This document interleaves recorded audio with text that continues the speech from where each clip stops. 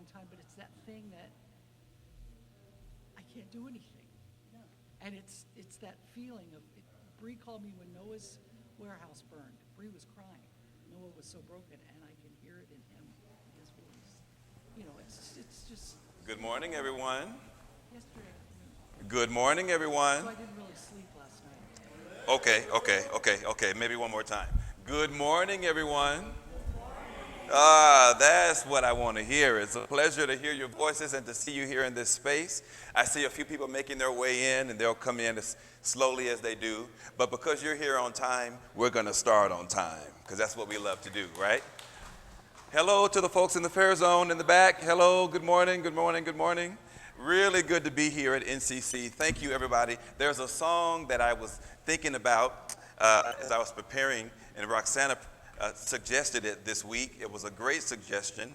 And for the past 2 days, I've been thinking about it and getting excited about this morning. And I want to sing it with you to start our time here at NCC. It's called Wade in the Water. Sing it with me, y'all. Let's do it together.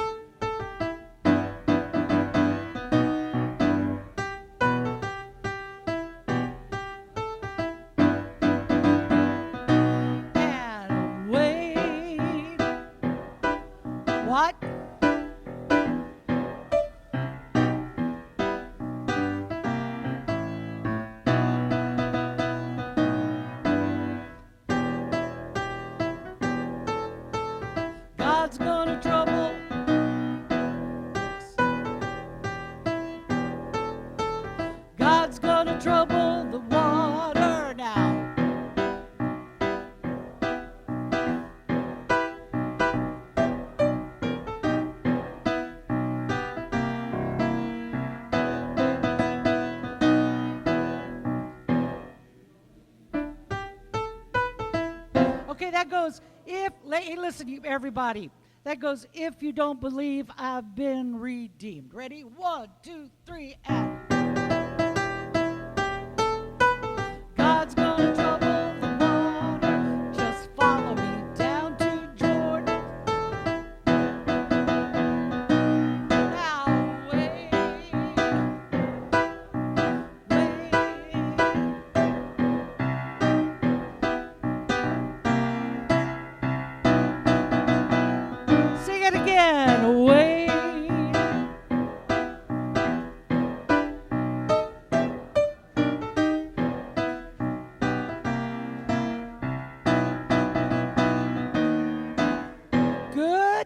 Good. Now, when you go down to the beach today, I want you singing that as you get in the water. Absolutely. Good morning, everyone. Oh, wow. Hello. Good morning.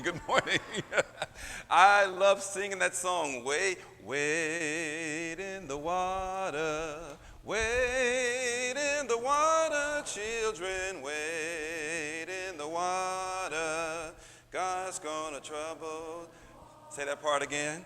God's gonna trouble the water. Say it again. God's gonna trouble the water. One more time. God's gonna trouble the water. Don't you love that? Don't you like that? I feel that feeling of knowing that I'm in with this part of my life, this journey that we share, that we participate in together, and to know that we are never alone, even in those times when we feel lonely. God is there, that spirit of love, that mystery propelling us, that knowledge that we are always in connection with the greater. What a good feeling to know that this morning. Sue Cross, come on up. Let's say our announcements for the morning.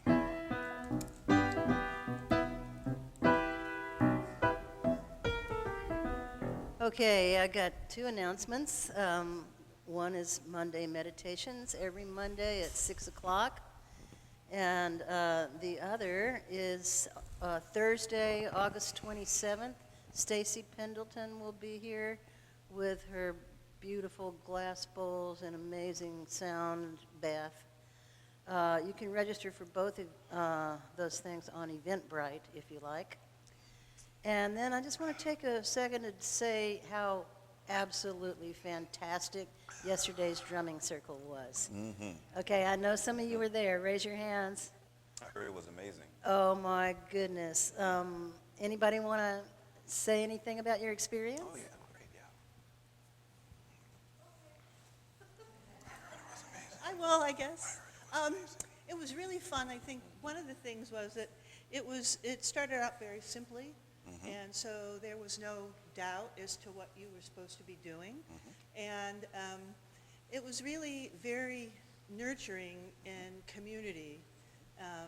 And I think the biggest takeaway is that we all really function together so beautifully. You know, so. Also, tell them a little bit about what it felt like to be sitting in the circle when people were going around you with the buffalo drums. Oh, yeah. So, yeah, Sue and I thought maybe we should do that in church. Sure, yeah. The buffalo drum is, you hold it, and it's a big circular, and it has this really beautiful percussion sound. And a lot of healers, Native American, I know for one, you sit in the middle of the circle, and people walk around, and they're beating the drum, and then you literally clear them and heal them. And continue walking, and it was really beautiful. Yes, and great. the sound is just amazing. All right. Sounds awesome. Anybody else? Scarlett was there. We were singing Beach Boys songs. Anyway, it was fun. We should do that. It was uplifting. It was Yes. magical. Yeah. It was intergenerational. We had kids, teenagers, parents, grandparents, people of all cultures and stripes, and it was just so great. And I hope we can do it again. Absolutely. Yeah. Okay. Yeah. Great. it. Thank you. Let's have a hand for Sue Cross, everybody. So here's the deal. As she said, we had a wonderful turnout for that yesterday, and we're looking forward to providing it again.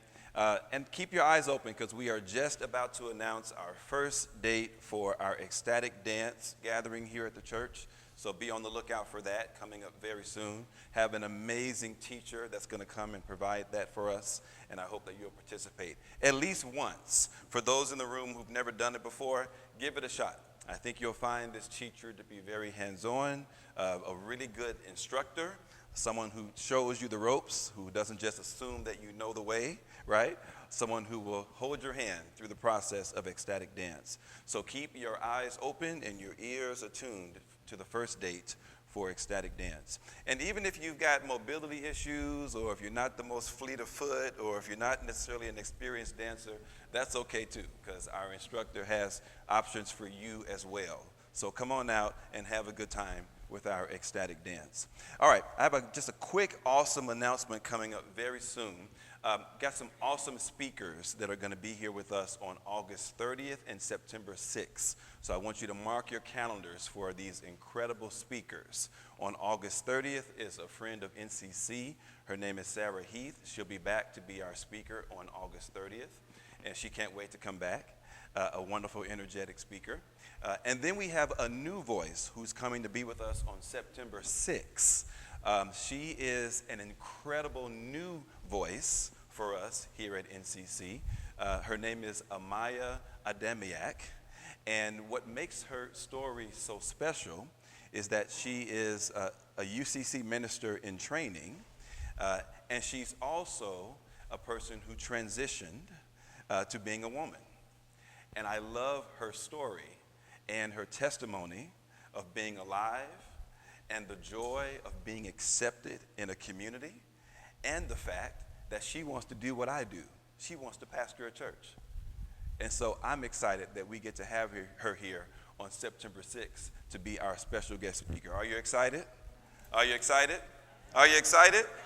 Here is someone whose story that I know will be really special and really well received. So I want you to mark your calendars for August 30th and September 6th. And you know what? Invite a friend. Invite a new person. Bring someone with you for those 2 dates, because I think they'll have a wonderful time. And I cannot wait to introduce you to Amaya. I think she will be awesome for you here on that day. All right. I want to move forward to our giving for the morning. Kate Hennessy, if you can hear me, let's prepare our offering. As you know, we love to do our offering kind of early here at NCC. We do that part now so that as we get into our experience, we're focused less on the cash and more on being here, being present with each other and in community. So let's take a moment now to offer our financial gifts this morning before we proceed. And thank you so much for all that you pour into our ministry. It means so very much. All right. Kate Hennessy, if you can hear me, I'm gonna assist you. Maya, can you assist as well? Here it is. Yep, it's right there. Thank you so much. I just realized Kim Bailey's not here today. Oh, she is here? Okay, all right. Thank you so much. Thank you. Yeah, we do this now. If you've been at a church before, you may realize that some people do this a little later than we do, but we like to do it early. Let's get it done. And if you have already given, some of you have already given online, you've sent your checks in the mail, however you do it, if you've already done that, thank you so much as well. We appreciate your support. Thank you. Okay, so with that in mind, I'm going to invite you to stand as you are able, and let us begin to go into our gathering for the morning. We have some gathering words, and before we read these words, I'm going to invite everybody to take a big old deep breath in, hold it, and exhale. And then we can read these words together. I'll have you read the ones in bold. The world outside worries us.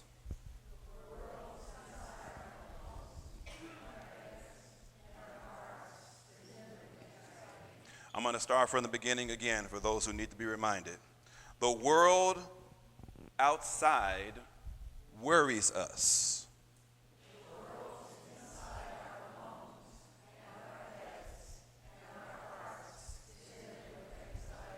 And how good it is that love calls us to the brave center.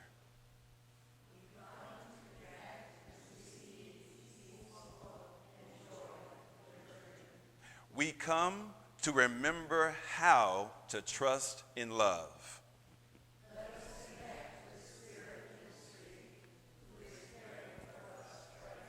We come to remember how to trust in love.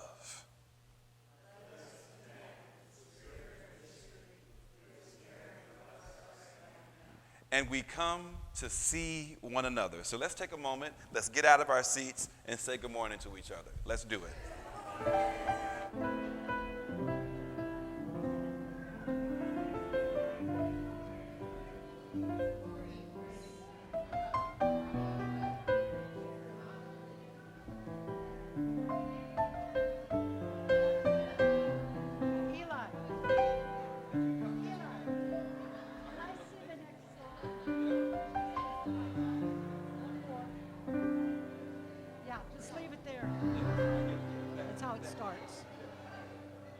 The next song.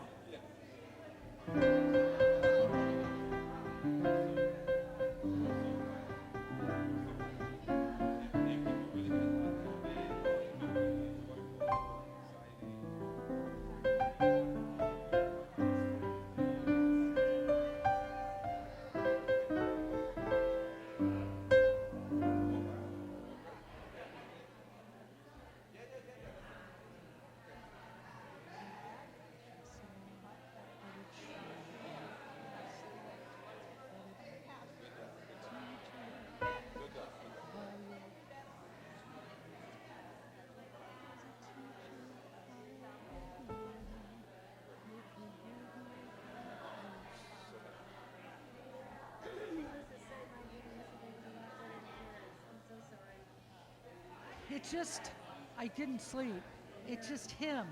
And I understand Bree now when Noah lost his whole warehouse. I could hear it in him. And we talked for a long time. I talked to Kathy for a long time.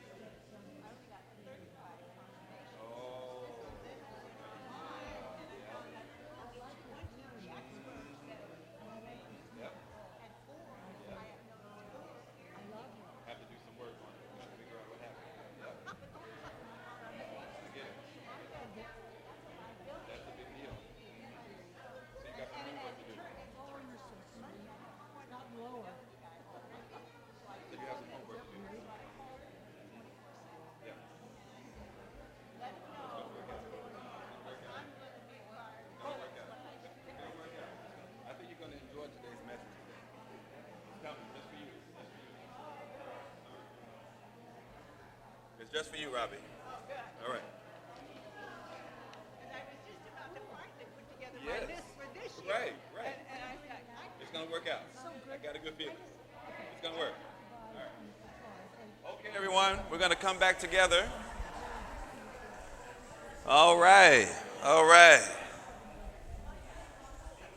I always love to say good morning to you, and that we get a chance to say good morning to each other. So thank you, thank you, thank you. Thank you.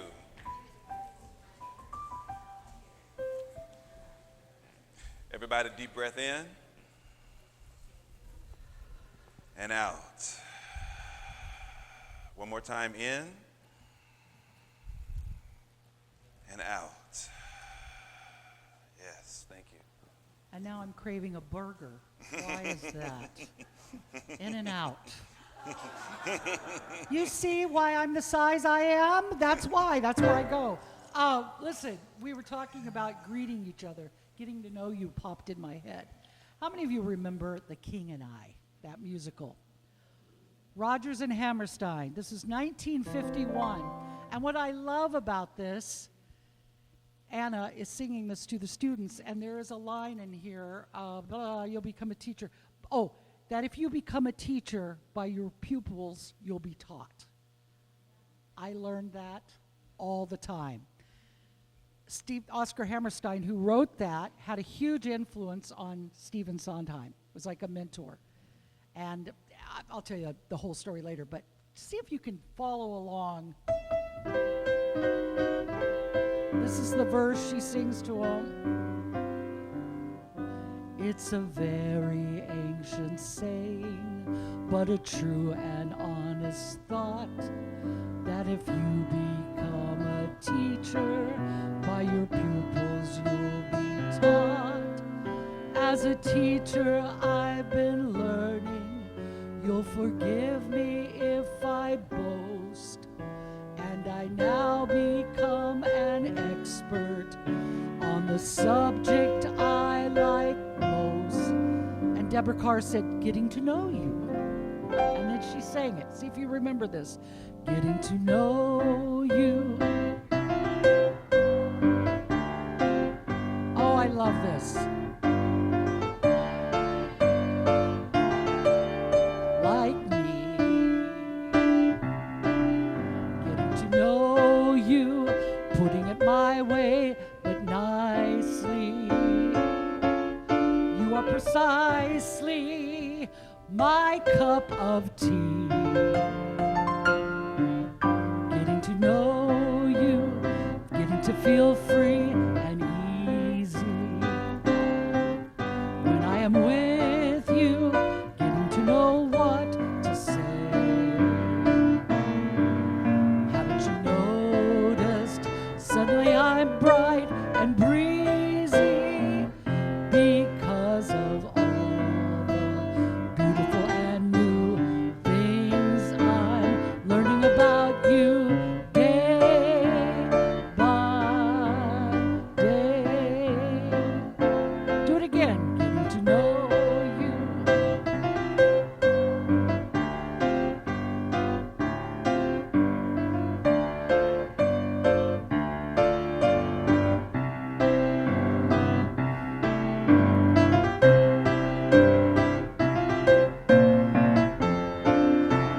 You are precisely my cup of tea.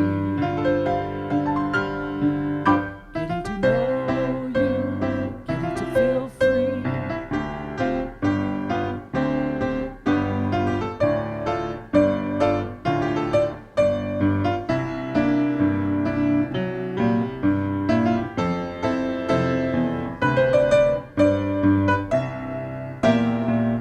Because of all the beautiful and new things I'm learning about you day by day.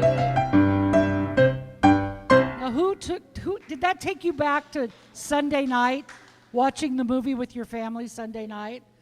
Deborah Carr, Yul Brynner, Ed Sullivan, all of that. That's what that was intended to do. Enjoy. Jen Hoy, are you here this morning? Did you come in later? Oh, she didn't. Okay, all right. I wasn't sure if she'd make it or not. That's all right. I'm going to read a few words from Lori Milner. Listen to these words as I share them. They'll be on your screen. When you feel yourself speeding up, slow down. Speeding up means I can feel my thoughts racing and like everything needs to be fixed and solved right this minute. I've learned to know this state, and rather than buy into it, I name it and pause. Ask yourself, what's the worst case? And can you be okay with it? Maybe your fear is someone losing their temper or saying no. Can you be okay with it? And approach the situation with no expectation or attachment to an outcome? See, we suffer more in anticipation of a scenario showing up. More often than not, it never comes to pass. So instead of judging your anxiety, get curious and invite it to come and have a cup of tea with you. Name it. Notice it. Let it pass through you. It's only data. Not a directive to get upset. It's information that you are trying to control your external world or future. See, when you feel triggered, ask yourself where you feel it in your body. It could be your jaw, face, chest, stomach, or hands clenching. When you pay attention to your body's wisdom, you can breathe, slow down, and act with calm confidence rather than anxiety and overwhelm. Pay more attention to your habitual default pattern the next time you are triggered. Notice if you under or overfunction with curiosity and not judgment. When you can catch yourself in the act of your pattern, you can interrupt it and take ownership of it. Here's to knowing yourself.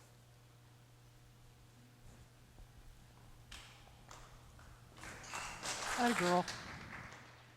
So that getting to know you, that was something that just popped in my head, and a lot of it has to do with that New Yorker thing you gave me about Sondheim, which made me laugh, the article. I opened this up for a request. What would you like to sing? Anybody have a song? It's a memory.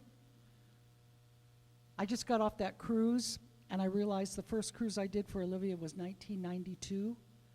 That's a long time. My birthday's tomorrow, and I'm going to be 72.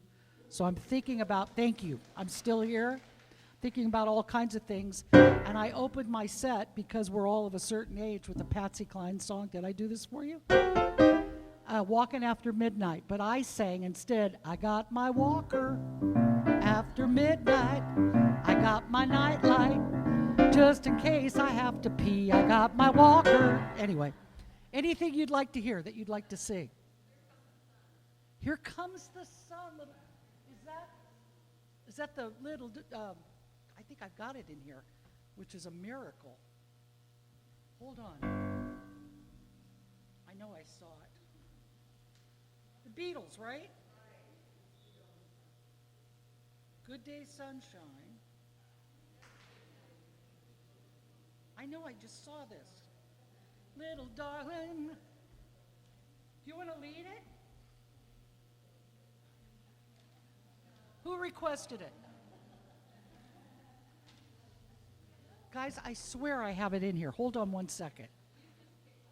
No, I like that.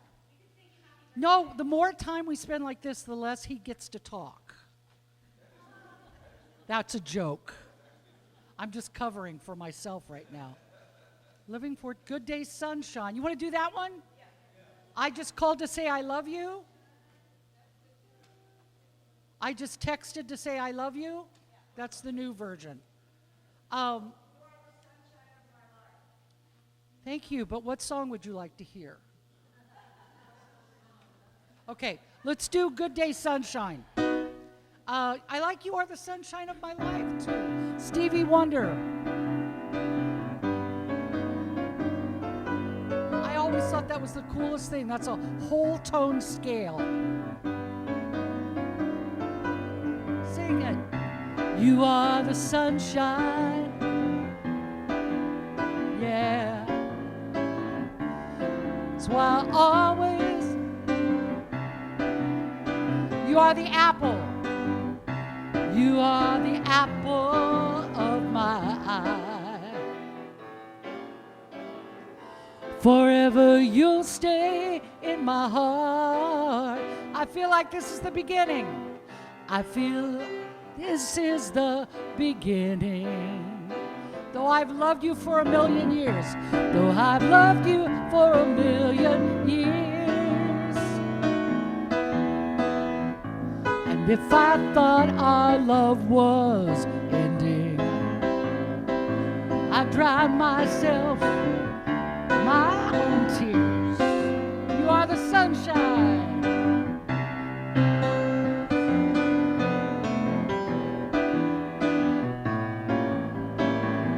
That's why I'll always be around.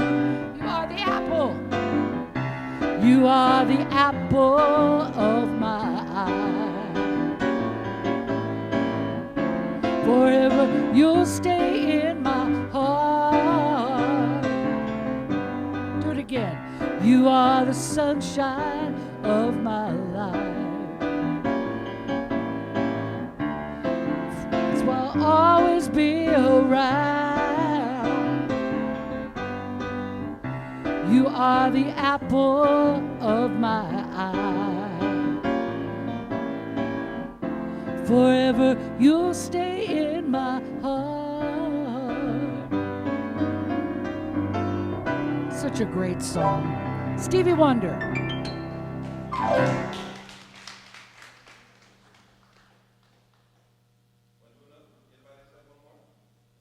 No, I think we're ready for you. Are you ready? Why don't you come up and play?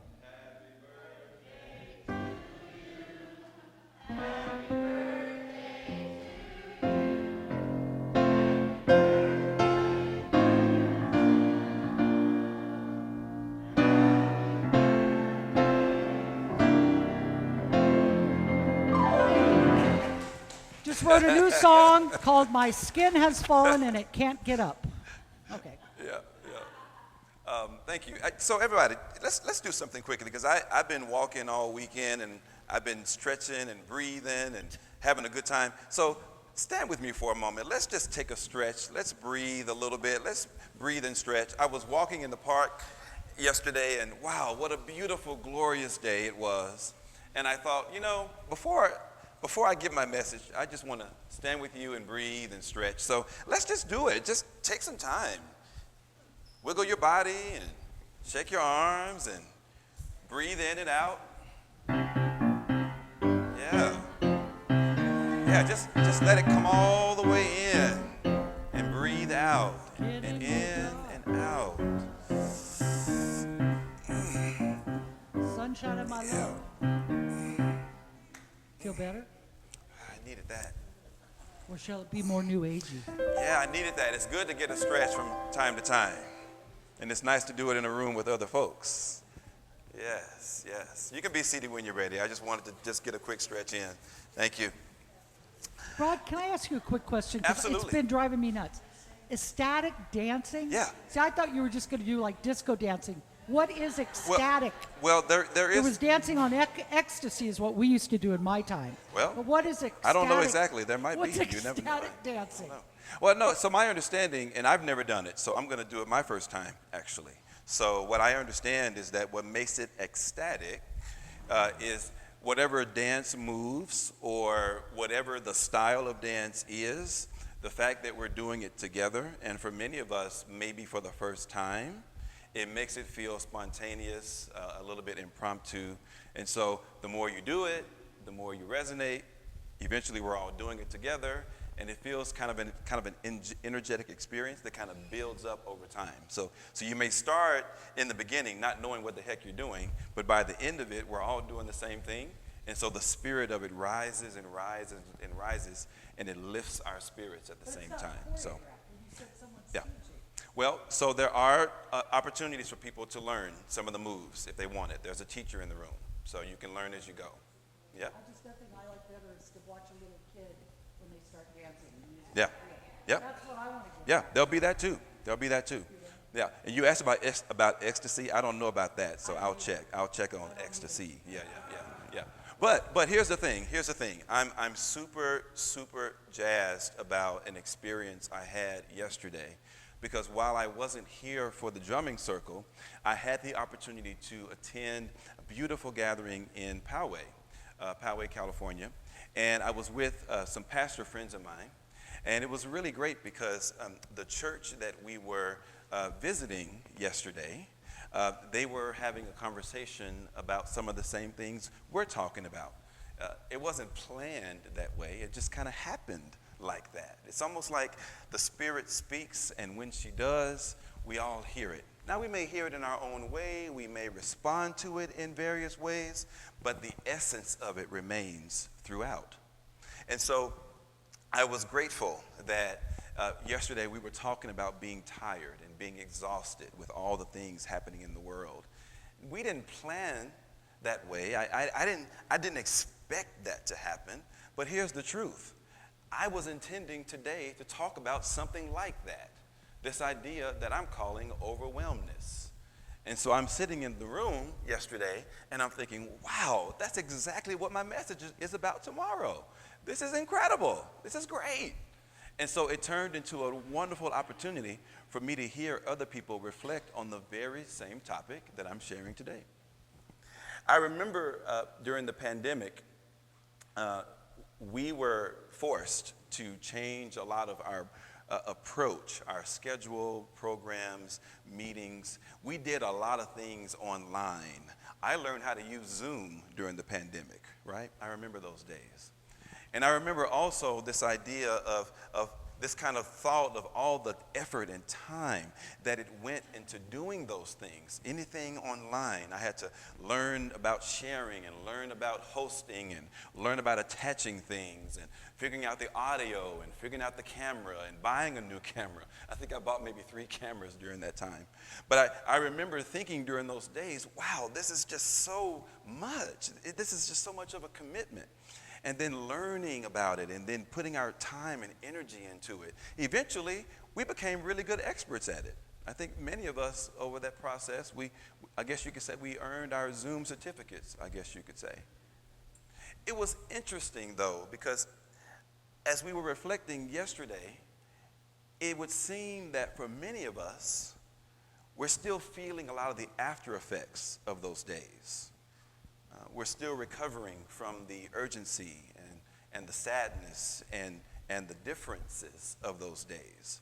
Yes, maybe the sting of the pandemic has waned, but we're still recovering from a lot of the essence of what we endured during those days. You might even call it kind of depression in our country.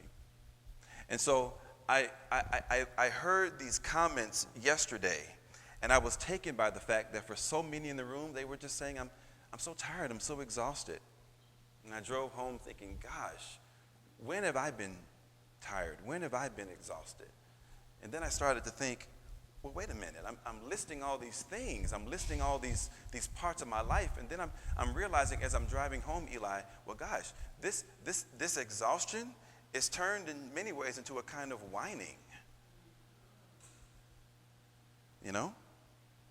I'm listing all these things, and I'm saying, gosh, it doesn't feel like I'm just listing anymore. It doesn't feel like I'm reflecting anymore. It feels like I'm just pouting. I'm just whining. I don't know if that's happened to you before, but it was happening to me as I was driving home yesterday, which forced me to change my message. So let me offer a question for you.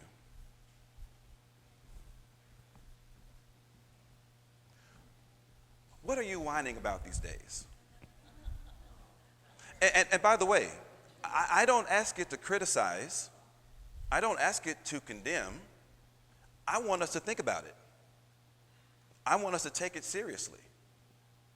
Because when we really ask ourselves this question and we get beyond the silliness of it and really get to the root of the matter, I think our willingness to engage this question, as I was doing driving home yesterday, it might unlock in us some wisdom about ourselves, about where we are, and what we need. What are you whining about these days?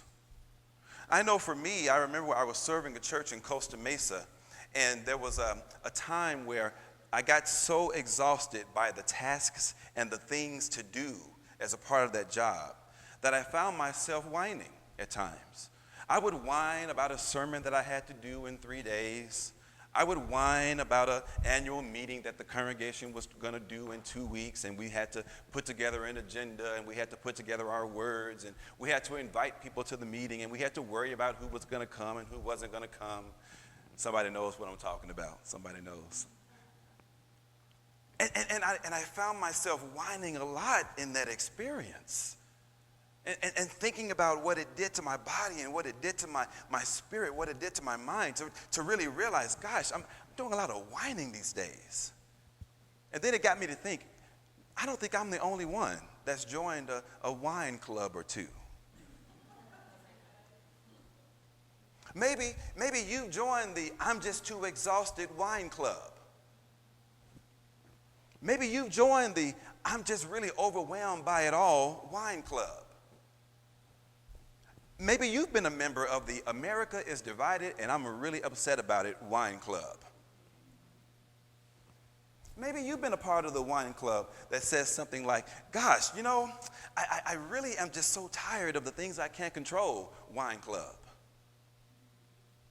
Or the, hey, I really wish I could just walk a little more in the park than I do usually. I just wish I had more time to invest in my park walk than I usually do, wine club. And then there's the, I really miss my friend, wine club. And then there's the, they really don't come to church like they used to. What's up with that, wine club? The point is that there are all kinds of wine clubs that we maybe at one point or another in our lives have been members of. You name the fear, there's a wine club for it. You name the worry, there's a wine club for that. Name the concern, there's a wine club for that. My point in saying all this is that if we just took a moment to really think about this, there's some aspect of our life right now that we could point to that has become more than just a simple petition. It's become more than just a simple naming. It's become more than a simple pausing. Now it's gotten to the point where it keeps us up at night. It seeps into our spirit. It seeps into our character, our personality. It governs our days. When it's going right, we're happy. When it's going sad, we're sad. When it's not going right, we're upset. When it gets to the point where it actually has an impact on our day, it has an impact on how we govern ourselves. Maybe, just maybe, you've signed up for that particular wine club. It's not so much now about naming. Now we're just whining. Now, I want to be absolutely clear. If the circumstance that I'm talking about isn't good for your life, I acknowledge that. If it's not going great, I understand that. If the family situation isn't working out, I hear you. If it's not the best of circumstances, I get it.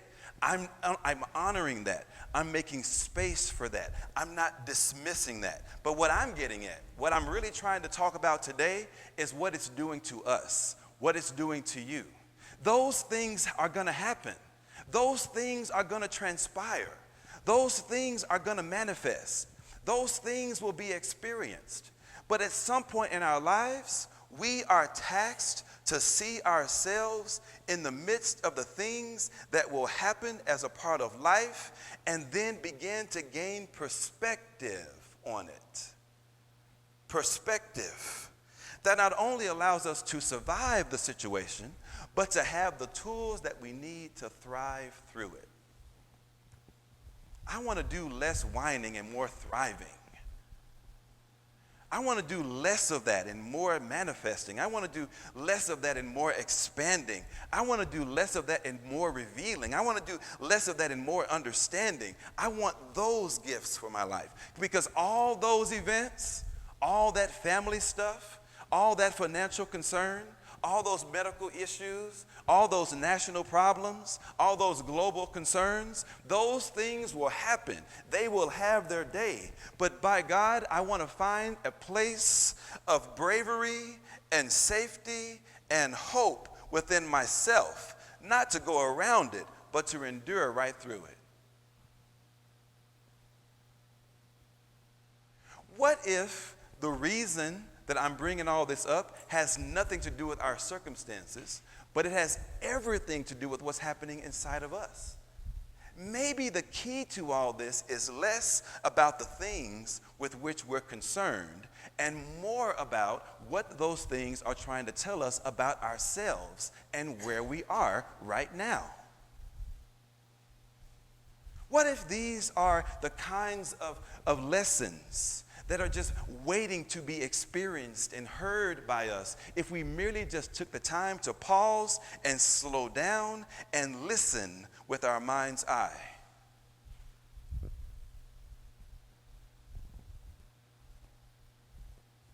It's not about the circumstance, though it does matter. It's not about the problem, though it does have meaning. The deeper issue is, what's it saying to you about you? What's the deeper lesson here? What's the wisdom to be gained so that when it happens again, your response perhaps might be different? Response. Here's what I'm getting at. Whining, W-H-I-N-I-N-G, it reminds me of that story. Y'all know I don't talk a lot about Jesus the way I used to every Sunday because we're becoming more of a spiritual center. I don't do a lot of Bible stuff like I used to. But it reminds me of John chapter 2, where Jesus is at the party, and then there's a lack of wine in the room. Wine, W-I-N-E, right? And there's a moment where the wine runs out. And the people come over to Jesus, and they say, wow, Jesus, we've run out of wine, W-I-N-E. And we don't know what to do. We don't know what to do. And Jesus has an awesome response to that inquiry, which I'm going to get to in a moment. But first, I want to talk a little bit about, again, what the loss of the wine means.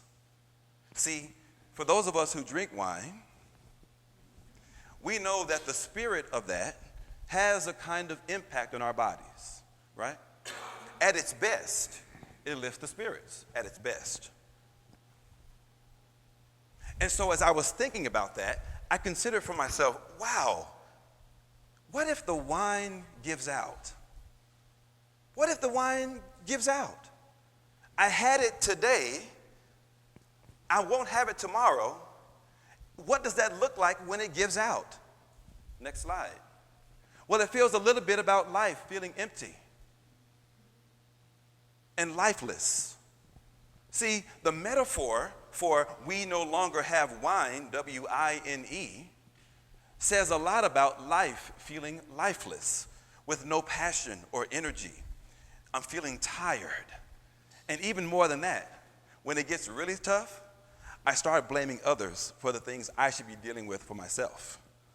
And even more than that, I focus more on doing safe things more than taking risky things. Risky things that might move me into something new or something different or something life-giving.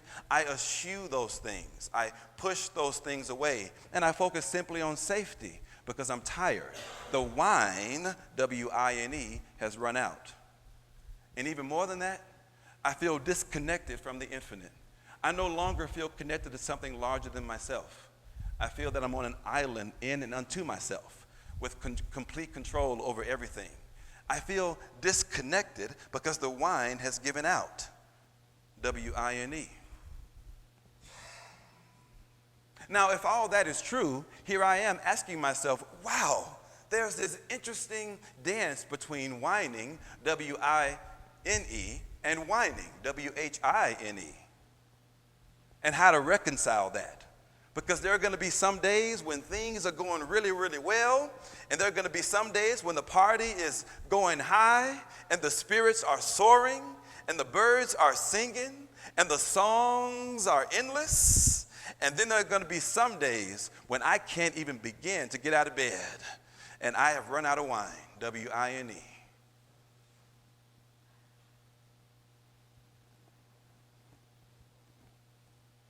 What I want to try to explore is, gosh, it's really easy to name the things that can steal us of our wine.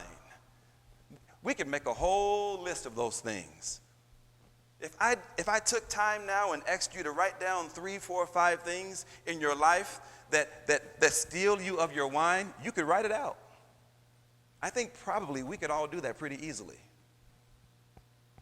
But I acknowledge that it can sometimes be a little difficult to refill that container, to reclaim that wine, W-I-N-E, and how to do it in a thoughtful and spirit-filled way.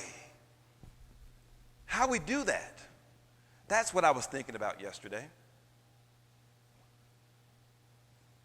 And in the small time that I have left, I have just a couple thoughts.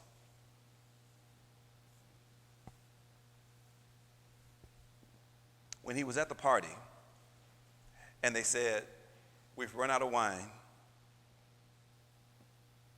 he said, "Go find some water. Fill the jugs." In other words, he tasked them with doing something that they could do right now. You don't have the wine, W-I-N-E, but you can still do something. Next slide.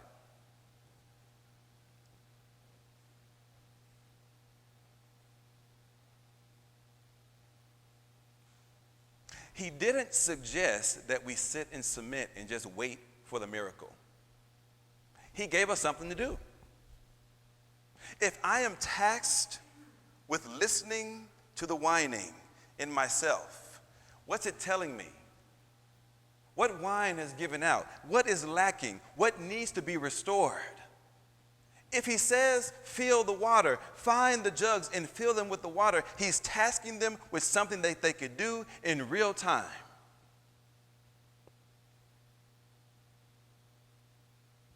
The power and the tools are available, the resources are there, and the journey to reclamation has already started. Transformation is happening everywhere and all times, incredibly, without ceasing. It is not our task to turn the water into wine. It is our task to find the water. We are not tasked with doing Spirit's job. Spirit will do Spirit's work. Life will keep lifing. Nature will keep naturing. Spirit will keep spiriting. Mystery will do mysteries things. Those things will happen just as surely as the sun, the moon, and the stars unfold all about us. Those processes will continue. But what we can do, what we can invest, is just a little bit of time and energy to find the water, the very life and breath of what keeps all this going, even in the midst of our uncertainty and not knowing. I'm not waiting. I'm just finding some water. I'm not sitting idly by. I'm doing what I can. I'm not waiting for the miracle to manifest. I'm going outside of myself and putting my hand, my heart, and my energy to something that matters. When I'm listening to the whining, it's telling me something about myself. It's telling me what's missing. It's telling me what's lacking. And as I'm doing all of that, I'm finding the water. As I'm doing all of that, I'm looking for the water. As I'm doing all of that, I'm filling the jugs. As I'm doing that, I'm putting my hand to what has value. Next slide. So what if our wine can become wine? W-H-I-N-E becomes W-I-N-E. I think it comes down very simply to some concepts. The first is, if I'm looking for the water, I'm looking for the life, it looks a lot like peace. It looks a lot like joy. It looks a lot like kindness. It looks a lot like hope and peace and joy and love. It looks a lot like this looking at myself and saying to myself that I am more than enough. I've got everything I need inside of me to endure this situation, to find the larger purpose, to ask the harder questions, to stay in it, not to go around it, but to endure right through it. I have this desire to be gentle to myself and to be gentle to others. I have this feeling to forgive myself for those parts where I came up short, and to forgive others where they weren't their best towards me. I have this feeling in myself that I can give myself the benefit of the doubt and the knowledge that I did my best, even when it wasn't what I wanted for myself or what others were asking for. I can give myself the benefit of the doubt, and I can extend that same benefit of the doubt to somebody else. I can have the question of, what is it about this situation that can make me a better person if I just stop to listen to what it can mean, the experience of it? What's the value, the wisdom that I can gain from this? What is this moment telling me that I need to do more of? Maybe that exhaustion is an invitation to take more breaks, take more time to myself, away from the urgency and craziness of my day. Maybe it's an invitation to sing more in the shower than I did yesterday. Maybe it's an invitation to truly, truly have those daily sabbaticals.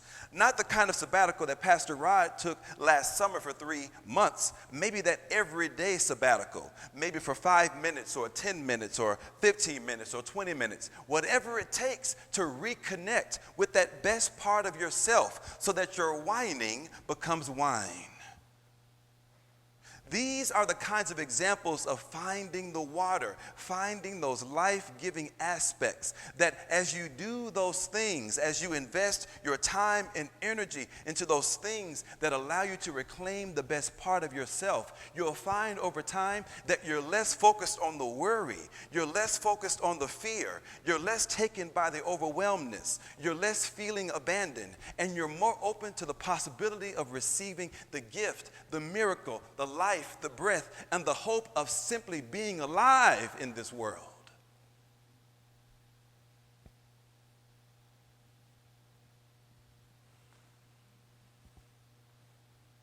So here's the thing.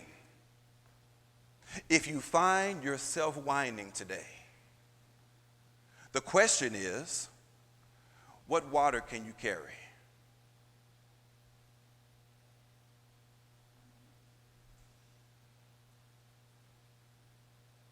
What water can you carry?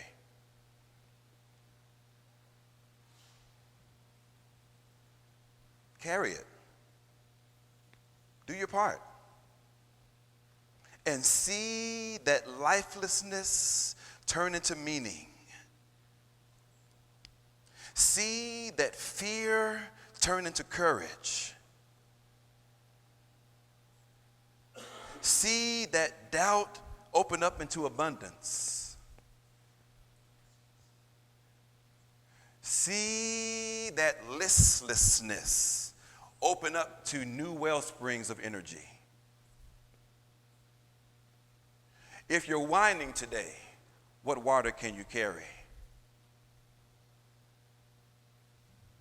Taste and see.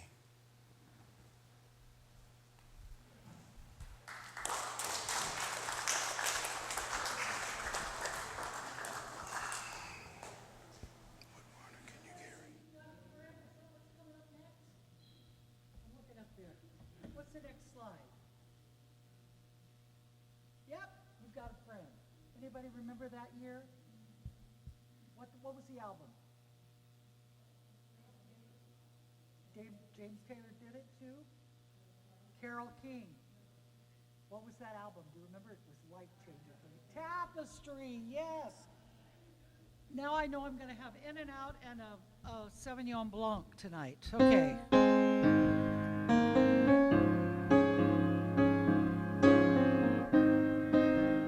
Here we go. When you're down,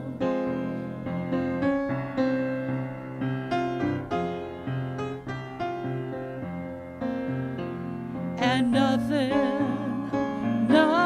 is going right. Close your eyes and think of me.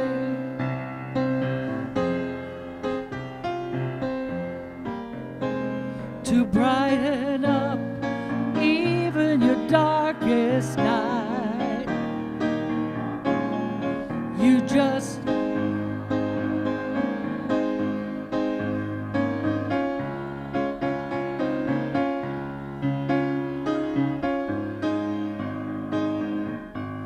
see you again.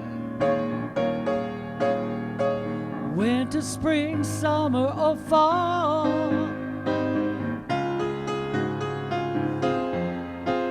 And up, you've got a friend.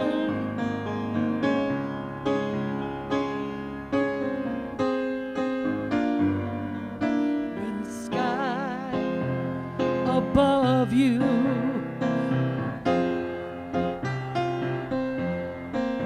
and that old north wind, yeah, begins to blow.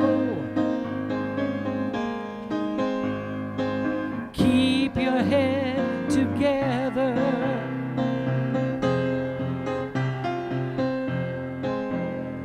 Soon you'll hear me knocking at your door. You just call me.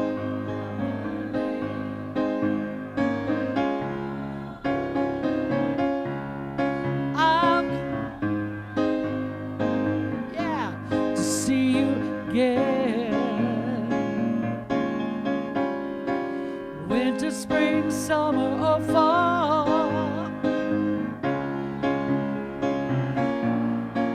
And up, you got a friend. Do we have this part? Now ain't it good to know that you've got a friend when people can be so cold? They'll hurt you, yes, and desert you, and they'll take. Oh, but don't you let them. You just call.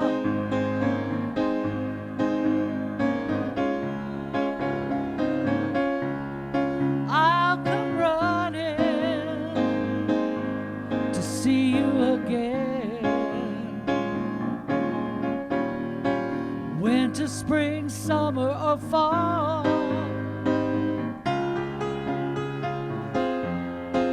And up,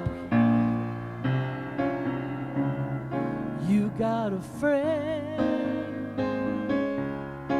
You've got a friend. Ain't it good to know you've got a friend?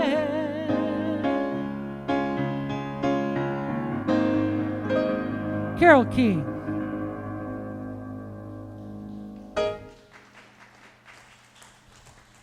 All right, let's take a moment.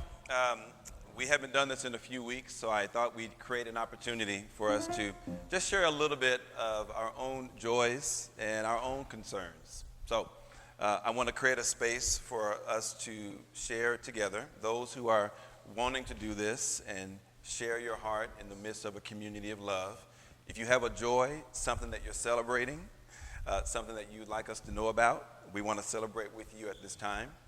If you have a concern, something that you would like some prayer for, we're here to support that as well. So let's take a moment. I'm going to grab the mic, and those who want to speak, I'll bring the mic to you, okay? Who wants to start? Joys and concerns. Who wants to start? Okay, Sharon, you first. Well, my youngest grandson just got married on Friday night. All right. So we had a small wedding down in Dana Point. Yeah. It was absolutely exciting. It's really exciting. So That's awesome.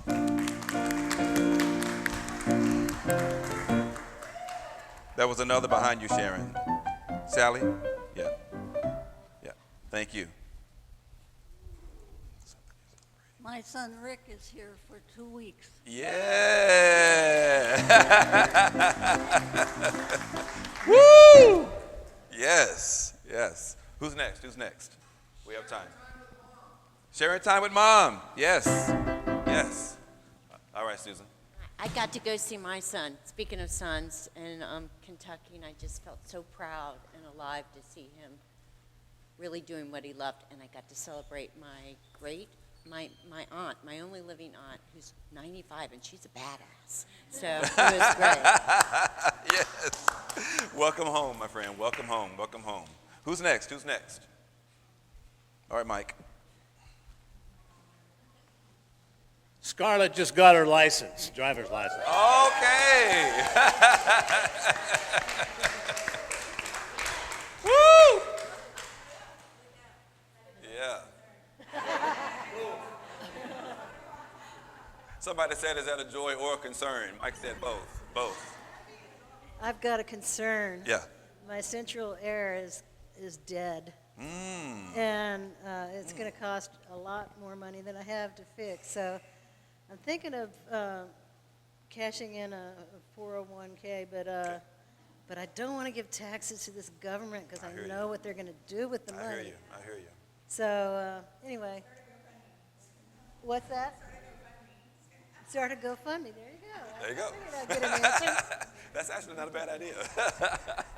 All right, who's next? Who's next? Who's next? Joy's concerns. Joy's concerns. We have time. Yep, right here. Right here.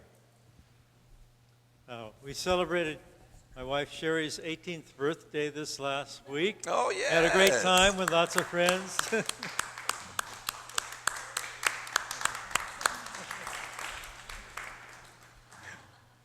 That's awesome. All right, who's next? We have time. We have time.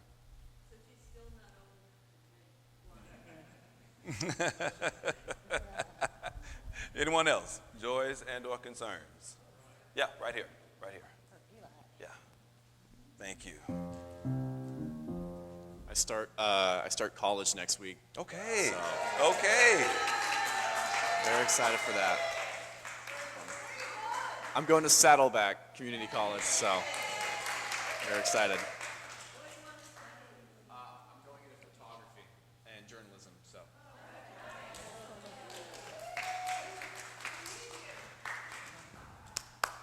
Let's have a hand for Eli, everybody.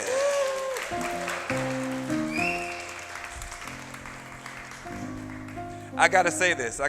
I remember meeting this young man a few years ago when he was just working with us on Christmas Eve. And I remember the first thing you said to me, you said, I will be back. And I'm so glad you came back. You have been so great for us, and we're so proud of you. And we wish you all the very best at Saddleback, my friend. We're so proud. We're so proud. We're so proud. Anybody else? Joyous concerns. Joyous concerns. I just want to express joy for Kate. Hennessy did such a fantastic job. Yes. Having the drum circle, arranging for it to take place and doing all the work she did to get it together. Yes. And also for our community care team, the folks who put together our food and drink for today. Let's have a hand for them as well. Any other joys and concerns? Joys, concerns. Joys, concerns. Okay, let me offer a prayer. And I offer this prayer not just for those who spoke, but even those who didn't speak, but had a desire to speak. I offer this prayer for you as well. Great God, wonderful Spirit, we appreciate the fact that you've received our joys, that you've received each and every one, both spoken and unspoken. We are grateful that in this moment we have the joy of the knowledge that you are with us on this journey, and that you have not forsaken us, you have not abandoned us, and you have not left us to our whims. We are so grateful and so very, very, very thankful for that. Thank you for all the wonderful celebrations that we heard today. Family greats and social grades and college grades and reconnections and weddings and wonderful gatherings that bring such joy and delight to our lives. Reminders of love, reminders of kindness, reminders of great fun and love. Thank you for that. We ask that you continue to unlock those moments of great joy and celebration in our lives, in those times when we need them most, when we're feeling fearful or worrisome or feeling down or depressed. Bring those beautiful moments, those unexpected gifts of great joy and celebration. Allow those moments to unlock in our lives. For as we go through this life, we need those times. We need those moments. They fuel our path. They propel us forward. Thank you for that. And then, of course, we offer all of our concerns to you. Those who spoke their concerns this morning, and those who simply have those things on their heart. Whether we are concerned about our own physical conditions, maybe a financial concern, maybe an upcoming event or a change in our life that is so significant that we're not sure. We don't know what's coming next. We don't know what to expect. We offer all of our concerns at your feet. We give them each and every one to you, no matter how small or insignificant we might think they are. We know you receive them all by your love. And we ask that as we go through these changes, as we endure these challenges, as we face these struggles in our lives, give us the audacity not to look away from them, not to avoid them, but to be curious about what they're teaching us, what they're telling us, what's lacking and what is needed. Give us the ability to face those challenges head on, to grow and deepen ourselves and grow closer to you. Show us the things we don't currently know. Offer the life lessons just waiting to be captured. Give us the knowledge of your wisdom as we live our lives. And even more than that, Great Spirit, even more than that, send your courage